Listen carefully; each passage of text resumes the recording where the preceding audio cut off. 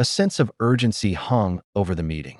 The Qatari prime minister sat across from Hamas chief negotiator, Khalil al-Hayya, under the maroon and white flag of the Gulf nation on Monday evening. The two had met many times before in talks that often proved fruitless. But this time was different.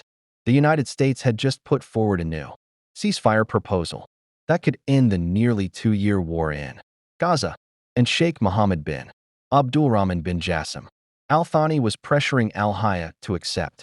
The discussion wrapped up shortly before 9:30 in the evening, according to a source familiar with the meeting, but the real work was just beginning.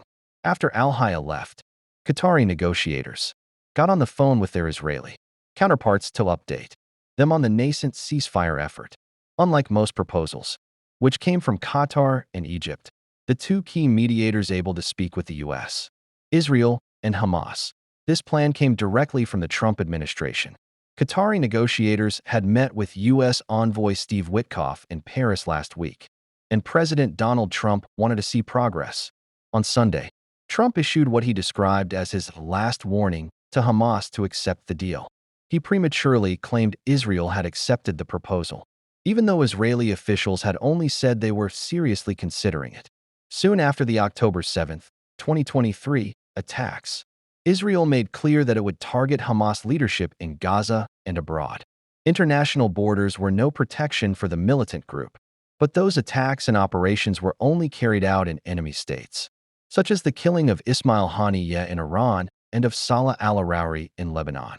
A strike in Qatar would be an attack against a sovereign nation that has played a crucial mediating role in ceasefire talks and hosts a massive U.S. military presence. Qatar was also home to Hamas senior leaders, including Khalil al-Hayya.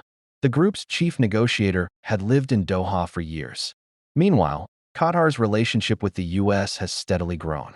The Pentagon has employed Al Udeid Air Base as its largest facility in the region for more than 2 decades. In 2022, former President Joe Biden declared the Gulf state a major non-NATO ally.